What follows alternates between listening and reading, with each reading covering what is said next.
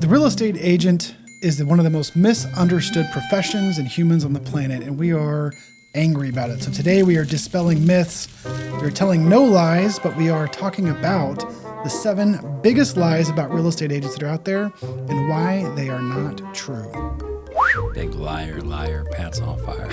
You sit on a throne of lies. You sit on a throne of lies. I hate the lies, and they lie about us all the time. Well, thank you for listening to this is episode 13 of the How to Real Estate Podcast. I'm here with my host, Jeremy Smith, and myself, Kyle Lindsay. How are you doing today, sir? Doing good, man. Doing good. It's been a long day. We've put in a lot of work in today, sir. Yes. And this is a fun episode because we get to talk about all the bullshit. This is some bullshit, man. Yes, because we're tired of it. Yeah, we're tired of the lies. Yeah. We can't take it anymore. Nope. We're going to have to bring truth to this. So those of you listening, if you haven't already done so, don't lie about it. Subscribe to the podcast. Hit the bell. Send it to a friend. Help us out. Yeah. Help us out, guys. We're sitting here spending time struggling. That's a lie. We're sitting here having fun, bringing you guys some content. So share this stuff. We're having a good time. Yeah. And comment. Give us a comment. Let us know what you guys think. Let us know if it sucks. You'd be lying if you said that. But yeah, let us know what you think. Let us know how we can make it better, what content you want us to cover. If there are any lies, we're getting ready to break down 7. Right? So if you know of more lies, make us aware of this stuff. We all need to be able to band together and combat these lies, because I think at some points people think we're even less than used car salesmen. Oh, that's offensive. Yeah. Yeah, that hurts. It's offensive to the used car salesman. That's a lie. Oh, yeah. If you've gotten any value from the last couple episodes, please just hit us a like, get us subscribed, and I want to hear in the comments, not just something we may have missed. What was your favorite lie? Mm-hmm. What's your favorite lie? And which one do you think is the truth? Yeah. Maybe it wasn't a lie. If you disagree with these lies, which one's true? Which one do you think we are full of shit on? All right. So getting into this, lie number 1, the biggest, no, it's not the biggest, but it's actually something that I actually did believe about real estate agents before I became one, is that all real estate agents are professionals. Yeah. So I believe that about barbers. I believe that about barbers. Well, you're not really putting them to the test these days, are you? Well, yeah. So I took my son to a barber last week, and we thought he was a pro, man, because he was a barber. Yeah. Hey, he's everything but. It was the worst haircut ever. So just because somebody has a license to do something does not mean they're good at it. Yeah. Yep. So what are how can we prove this wrong? Like, give me some examples of how real estate agents are not pros, and go easy. Oh man. Yeah, we only have an hour long at this. We normally keep around 40 minutes, but I could go so long.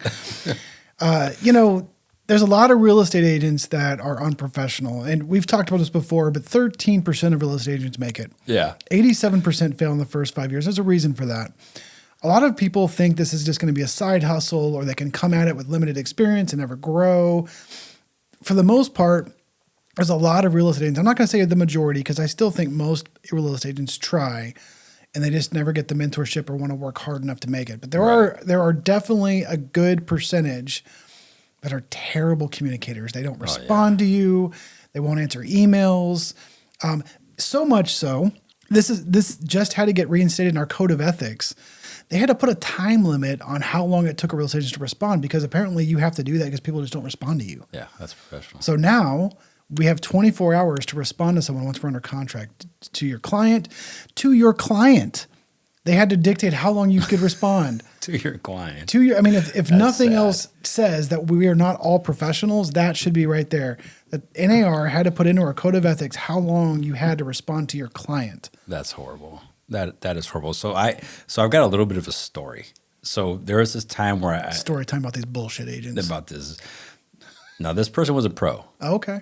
This person was a pro, but not a pro real estate agent. I'll tell you what she was a pro at. Got me. All right. So had a listing, and we had it under contract, and this agent got caught. And what she did was one, she was just a pain in the ass. Like, she was a pain in the ass the whole time. Like, she had no idea what she was doing, and so that made her being a pain in the ass even worse because she was wrong on everything. Right. So she got caught. She went to the home during, I can't remember if it was like a home inspection or a foundation inspection. She went to the home and was talking to the inspector like she was the owner, and told the inspector, no, I'm not the real estate agent, I'm the owner of the house. So she got caught because the dad of the owner, who was, the owner was my client, her dad showed up to the inspection and was listening to the agent tell the inspector that she was the owner. Oh, wow. And the dad was like, no, my daughter owns this house. And so she got busted. Dang. Right? And so she was a pro con artist. Yeah. She was not a pro real estate agent. Yeah. There's a lot of those out there. Yeah. Yeah. So be careful, man. Just because somebody has their license doesn't mean that they're all operating on the same level. Same thing with sports. I just got off the phone with an agent giving the same analogy. Basketball. I love this one because a lot of grown-ups play basketball in rec leagues, right? And so they're basketball players, right? Everybody on the Philadelphia 76ers or Dallas Mavericks, they're also basketball players, right? Some of them are amateurs. Some of them are pros. Same thing in real estate. You've got a lot of amateurs that are walking around, and they will always be amateurs. They have no desire to be pros. They just want money. So, yeah, be careful. Get a pro. And we'll touch on this one of these other lies, but a lot of people look at real estate as an easy way to make some quick side money. Yep. And they don't realize everything goes into it. And so they bring their limited skills, their limited mindset into this. They never grow, and they never take the chance to actually become professional. And they just do the whole industry a disservice by being here. And they're going to be gone at some point because we know a lot of real estate agents fail. Yeah. So if you feel like you might, be somewhere trending towards the bottom of this category, seek some help, talk to some people. Yeah. There's mentorship and guidance out there. You can become more professional. Don't give us a bad name. Yeah, you give us a bad name. Yeah. And you'll be a professional real estate agent, or you'll go back to being a professional something else. Yeah. Right, maybe burger flipper. They're hiring. Yeah, I always need someone to pour my coffee for me. Baristas. I love baristas. Y'all awesome. So I'm not hating on the barista profession. Yeah. Well, and that kind of brings us, you hit on this a little bit. But lie number 2, and these aren't in any certain order. There's just 7 of them, right? So we got to number them somehow. So number 2, people tell this lie, and they perpetuate the lie on social media. Yep. We make a ton of money. Don't we? We get those big old commission checks, don't we? Mm-hmm. Yeah, we do. We do. The actual truth is, Kyle, that most real estate agents are making about $56,000 a year. Now, I'm assuming that's gross, right? I'm assuming that's gross. So that is before they pay taxes, they pay their brokerage, they pay for advertising and all the costs associated with doing business, including their MLS dues and all that stuff. So most agents do not make a lot of money. Now, going back to number 1, the pros do. Right. The pros do. You can make a lot of money in real estate. You sure can. Here's why, a few other reasons why this is such a load of crap that most people don't think about. Now, so let's say you get that big commission check and the sellers think, oh, well, man, must have been nice getting that big old check. Well, most of us think of it because it's a one-time event. You think, oh, man, it would be nice to get that 10 grand right now. Well, you forget that we've been working on that for you for 3 months. Right. If you totaled up 3 months of your paychecks, how much would that be? Right.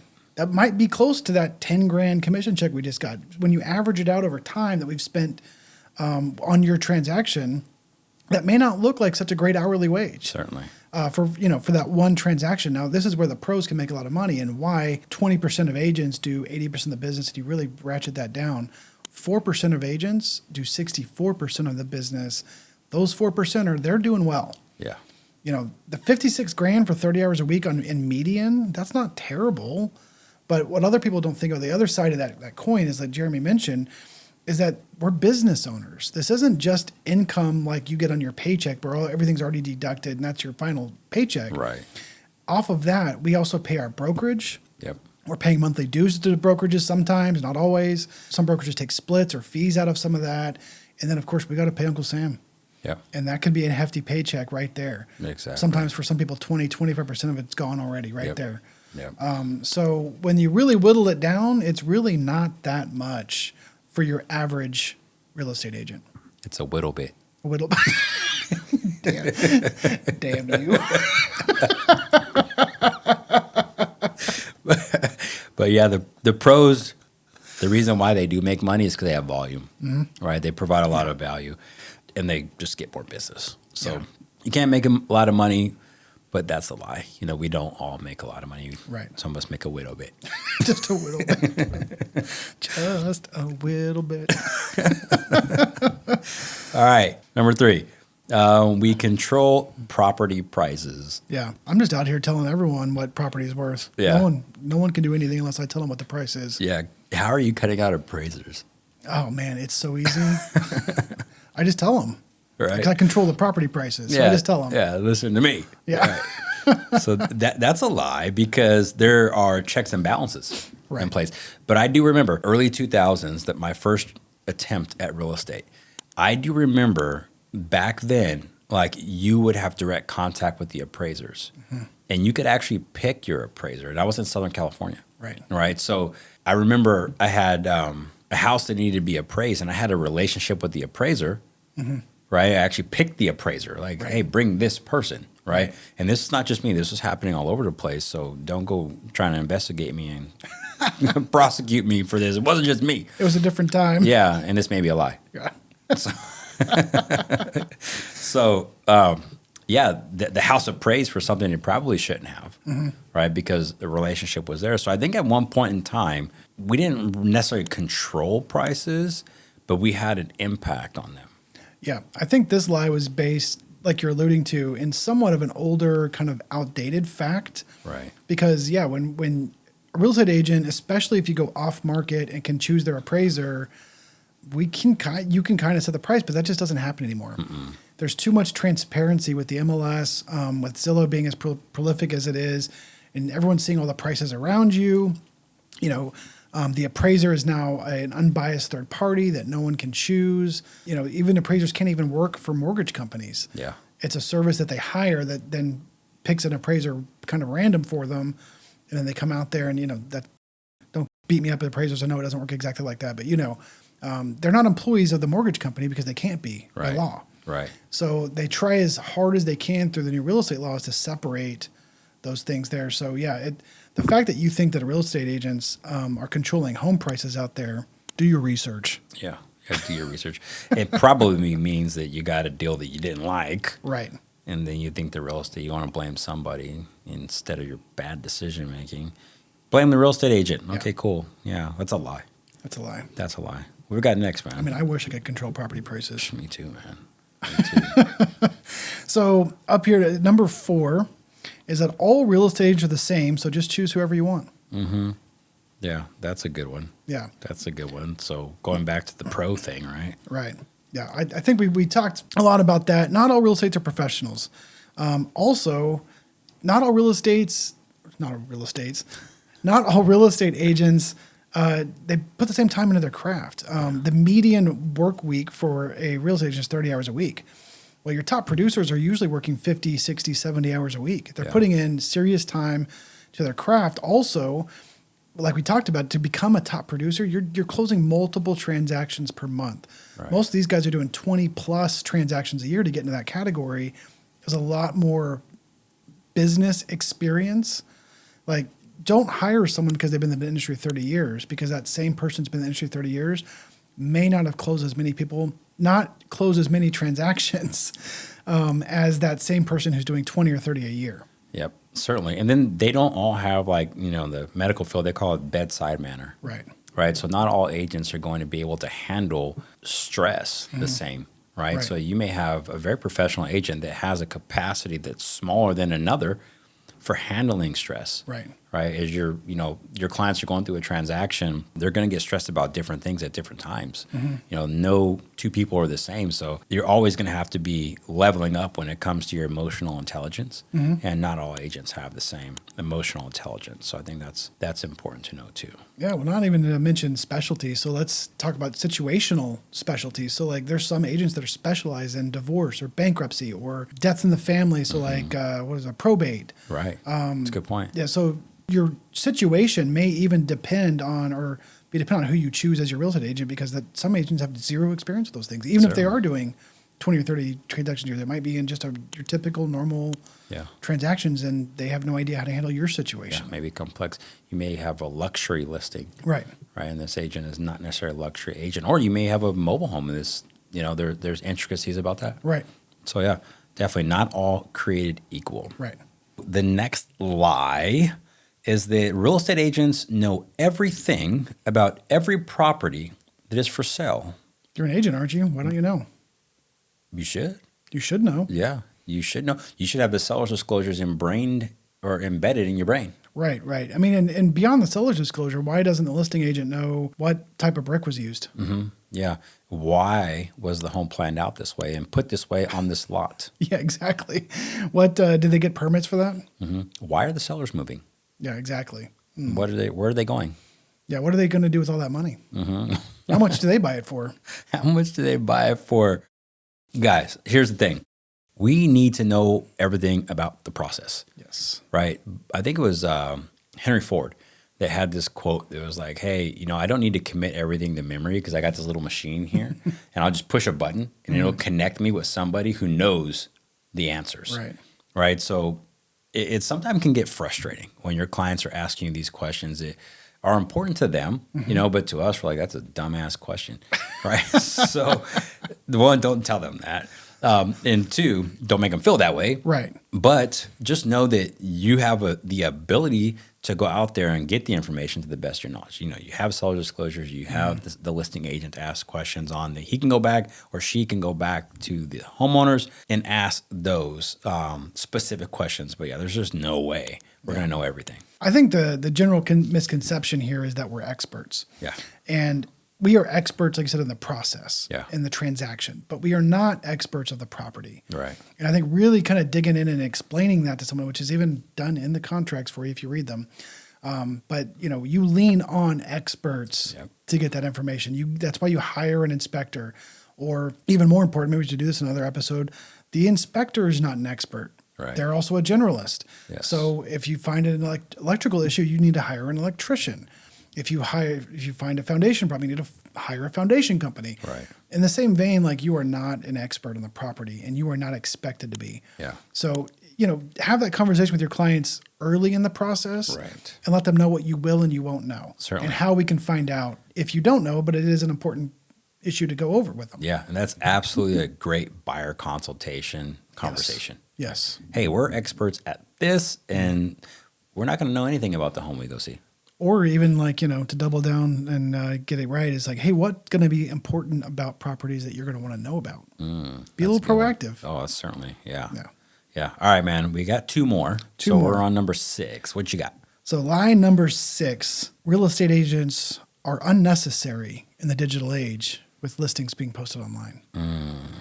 Why do you even need us? I can just go to Zillow, and why can't I just buy a house through Zillow? I see how people could think that. I really, really do. Thanks, Carvana. Yeah. Real estate agents are now in towers. Right. Oh, man. Yeah, like a vending machines. Dude, I can't wait to see my action figure. I see how they could think that without knowing all the ins and outs, of the industry.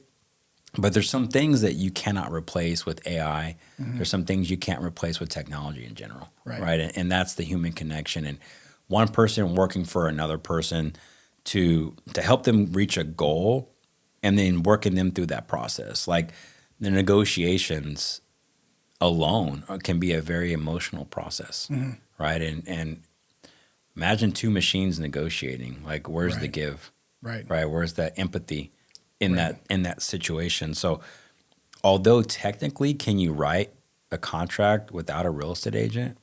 You can. You can definitely write a contract with a real estate agent, but what you're not going to be able to do is negotiate that contract well, meet 100% of the timelines in that contract, know when the other side is breaching that contract, protect your money, right? Either way, I had a listing a few years ago where an investor got upset in the option period, and I represented the seller, and they just terminated the contract. Just outright terminated the contract. And they were in the option period, but guess what? they didn't deliver the option money. So they didn't deliver it in the 3 days. So what does that mean? Well, that means that, and you know, a robot may not have caught this, right? That means that they didn't have the unrestricted right to terminate the contract. Right. So we kept their earnest money, and they were pissed. I bet. Right, but my client was very happy. She got earnest money, and then we put her house back on the market, sold it in about 5 more minutes with more money. Man, and just another quick example of that is, it was several years ago, and similar situation. I was listing a house for someone. It needed some repairs. An investor was making a cash offer on it. And this is, you know, real estate agents here in Texas, back before you could just send the option money to the title company, they had to actually exchange option. I gave the buyer, who was representing himself, so he was an agent and an investor, said, hey, I will either meet you at this time, you know, we can either meet and we'll arrange a time, or you can mail us the money. Well, he chose to mail the money, but what he didn't do was choose to have it overnighted and have it receipted.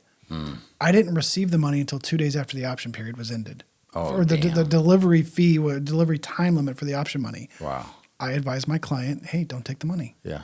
So I told him, hey, we're not accepting your option money, and you no longer have an option period. Well, case in point, he wanted $25,000 off for repairs, which was unreasonable, but he was an investor trying to get a better deal. Yeah. And we ended up negotiating, and we stayed under contract, but we got that 25 down to 10. Nice.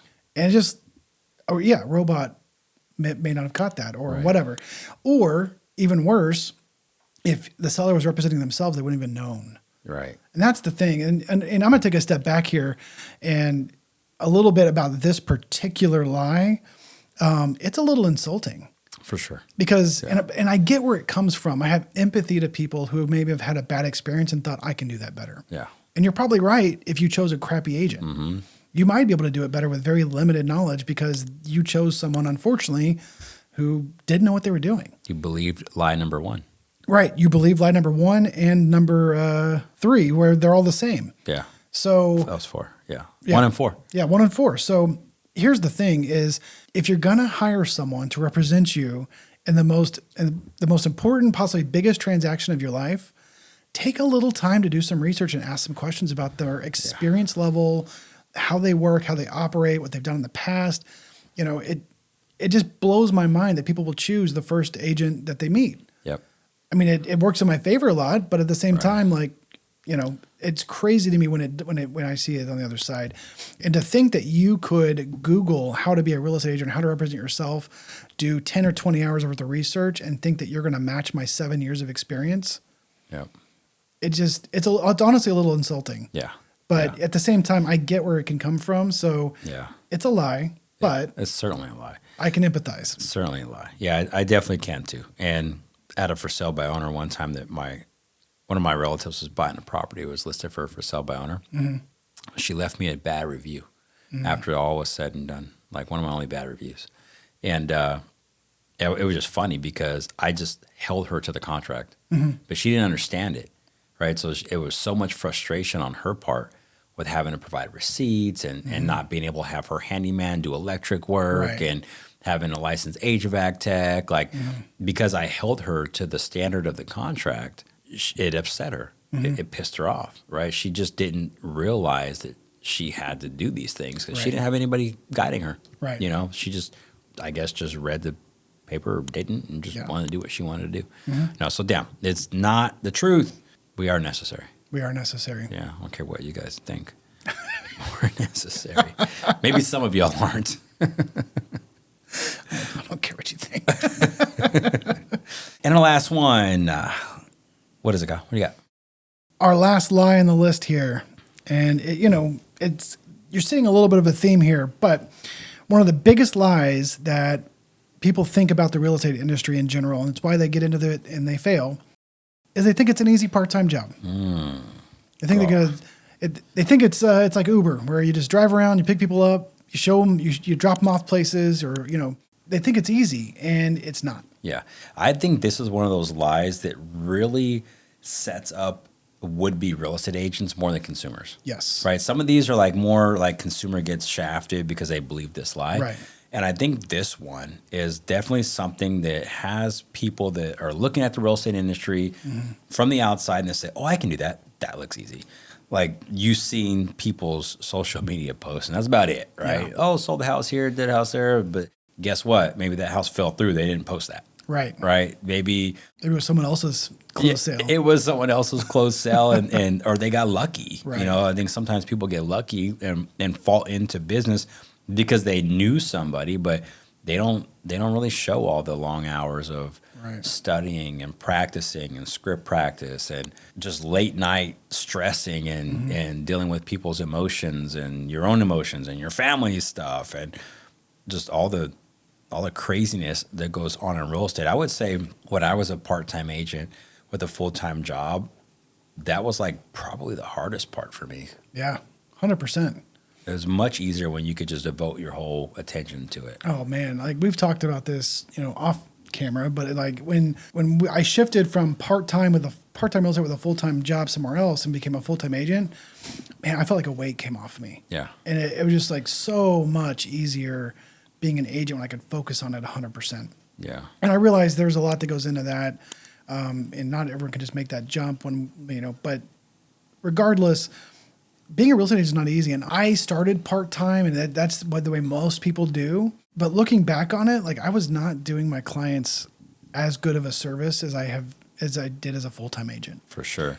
And I don't want to say that and scare people off from using someone who is quote unquote part-time or split career, whatever you can call it. Right. Because there's a lot of fantastic part-time agents. I maybe my first couple of transactions were great, but I guarantee I was still better and more communicative than about 98% of the other agents out there. And I guarantee you were the same way. It's just talk to your agent. Whether they're part-time or not shouldn't be your deciding factor. Is it part of it? Yes. But if you're choosing someone to work with you or you're choosing to become an agent, just know that, man, it is not easy. Yeah, it's not at all. I remember when I was a part-time agent wanting none of my clients to know that I had a full-time job. Yeah. Like that was a big goal of mine. I was like, I'm going to work so hard and communicate so well that they have no idea that I've got a full-time job. And to just even go further on this one about how difficult it is to be a part-time agent. When I see agents that are full-time go get part-time work, oh man, it's the kiss of death. Yes. Like I've not seen, and maybe it's happened, maybe it's you. Maybe one of you guys out there listening have experienced this, and definitely feel free to comment and message us or whatever. Let us know, because I would definitely love to pick your brain on this. But I've never seen an agent that was full-time get back into part-time work somewhere or become a part-time real estate agent because they had another job somewhere else and then come back into full-time real estate. It's usually like the kiss of death. Like their attention is now off real estate. It's on this other job. They're almost a little bit relieved that they don't have to do the real estate stuff, and they're getting a steady paycheck now where they were stressing before. I never see them come back. So I think being a part-time agent is actually much more difficult than it is being a full-time agent. No, I agree. I definitely agree. If you can get to the point where you're actually making consistent income and you've handled the big hurdles in real estate, being full-time, it's so much easier, so much better. So, man, that was a fun episode. Yeah, absolutely, guys. And for those of y'all listening, like these are 7 lies and misconceptions. And really, if we're going to change the way people look at our industry, like we really have to represent things the right way. Yeah. Right. The reason why a lot of these lies exist is because there's a little bit of truth to them. Right. Some of these things are actually true on smaller levels. So generally speaking, no, they're not true. But on some levels, they are. Yeah. So like it would be awesome if we can police ourselves, and when you see agents that are struggling, maybe offer to help them. Help teach them, help them grow. If you have an agent on the other side of the deal that's struggling, and maybe you can tell that they're a part-time, or even that they tell you, hey, maybe you pick up a little bit more, right? And help them out. Yeah, don't go the route of just bad-mouthing or putting them down. Like, reach a hand out, help them out. Yeah. I mean, we were all there at some point as a brand new agent. Like, have some empathy and help that person. Now, obviously, you got to balance that with your duty to your client. But at the same time, like, if you've already negotiated the deal, help them fill the form out correct. For sure. And this number 6 we're unnecessary in the age of online listings. Do you think there would be a market for that if the world saw the value? probably a lot smaller than it is now. For sure. Right? People wouldn't want to go there because they'd be like, man, I just get so much value from my real estate agents, right? These guys are amazing, guys and girls. They're amazing. And there are a lot of us that are, all right? And we're fighting an uphill battle because 87% of agents fail, which means that 87% are not great, and some of them represent these lies. So all that being said, guys, continue to train, continue to grow in your business, continue to strengthen your mindset, be around other agents that are growing, succeeding, and demystifying these 8 or 7. Demystifying these 7. I can't even count anymore, dude. Demystifying these 7 lies. Make us look good. Yeah. Make us look good. Represent yourself. Be a professional, right? You will make a ton of money being a professional, and stop controlling property prices. Oh, boy. All right, guys. Well, that's it. That's a wrap. This is episode number 13. If you have not already, subscribe, follow us, hit the bell. That's me subscribing. That's him subscribing. Hit the bell so you get notifications. Share this with your friends and family. Comment below. Let us know how we can get better. Let us know if we missed a lie that you're living. And if you're in the DFW Metroplex, hit us up and let's train and grow together. This is the How to Real Estate Podcast. I'm Jeremy. This is Kyle. We're out.